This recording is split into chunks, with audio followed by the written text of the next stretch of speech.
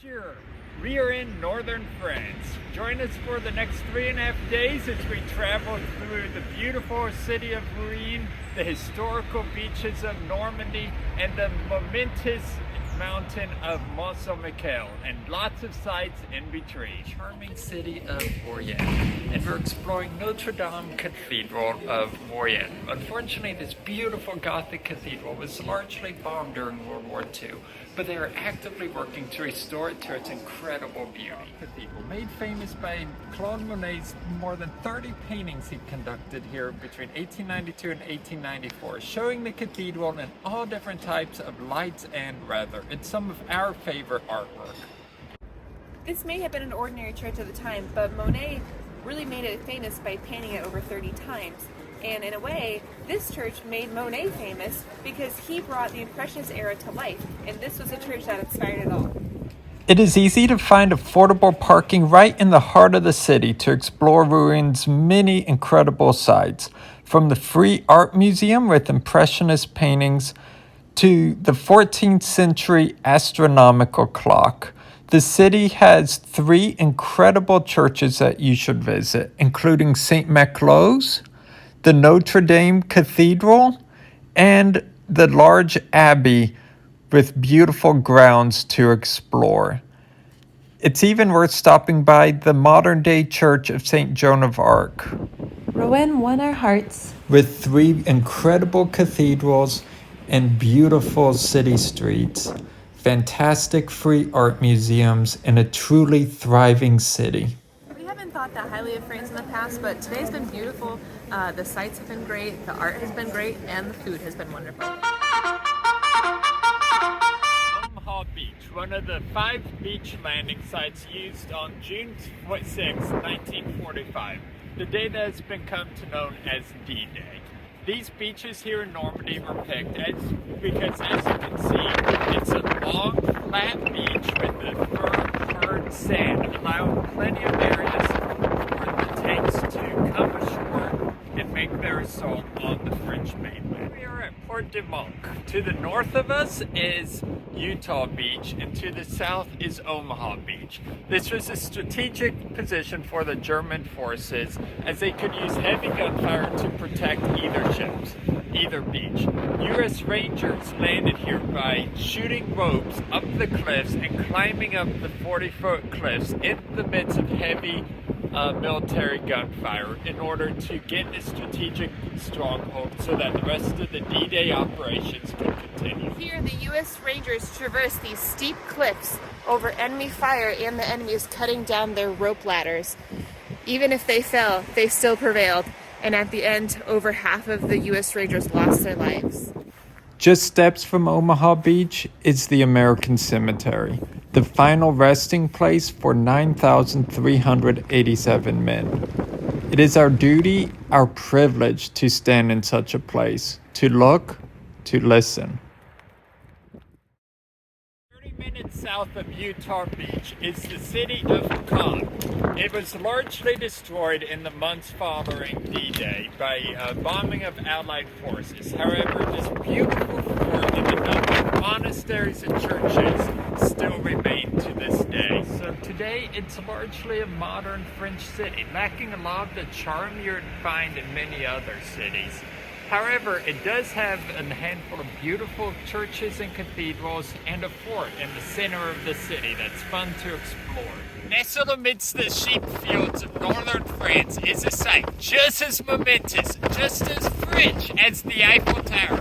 Mademoiselle and Monsieur, I present to you the Mont Saint-Michel. The Mont Saint-Michel dates to the ancient times, and in the 9th century, the local bishop had a vision and a visit from the Archangel Michael, telling him to build a church here on this mountain. They began construction, and when the church was first built, it was placed right on top of the peak of the mountain, just a small sliver of the size that it is today. And over the years, it has grown to this momentous church that we see today. The Protestant Reformation, the number of priests and clergy here at the monastery diminished. and it was left abandoned. So the king converted Mont Saint-Michel to serve as a jail cell for political dissidents. In the 18th century, with the help of notable figures such as Victor Hugo, they made an organization to convert the Mont Saint-Michel back to the historical chapel that we know today. Legend has it that Mont Saint-Michel is the spot where the Archangel Michael battled the dragon in Revelations of the New Testament. Hundreds of years later, St. Michael appeared to the Bishop of Avranches, the bishop of this region, and instructed him to build a monastery on this site to commemorate this historic During battle. low tide, you can explore the whole base of the island, and then you may come across this chapel located on the backside of the island. It's a little pricey to stay here overnight. We do recommend it because there are benefits of being able to see the island in the nighttime when it's charming and quaint, but also during the day where you get to actually appreciate the views.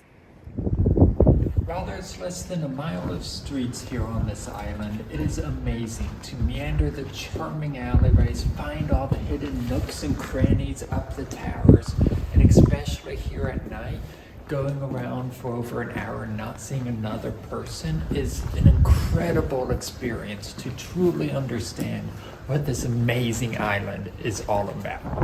Spending the night at Mont Saint-Michel means you get to walk these beautiful streets all by yourself. Nowadays, there's only about 29 residents who live here full-time, and it is a true honor to count yourself among one of them, even if just for a night, and to imagine what it was like hundreds of years ago when over 1,000 people lived in this beautiful island. While the island is famous for their omelets, the food can be expensive, so we just brought our own from the mainland. If you're just running a fast visit, you can easily explore the island in 1 to 2 hours. But what I recommend is spending a few hours. Spend the night, get lost, walk around, see every nook and cranny. See this amazing island and the charm for what it is. A 30-minute detour off of A13 is the beautiful town of Lisieux, made famous for the Basilica de Sainte Thérèse de Lisieux. Sainte Thérèse was an 18th century saint who died at the age of 24. She believed in living her life following the little ray, the idea that the small things, making a small gesture of love for other people, is what can make a big impact on the world.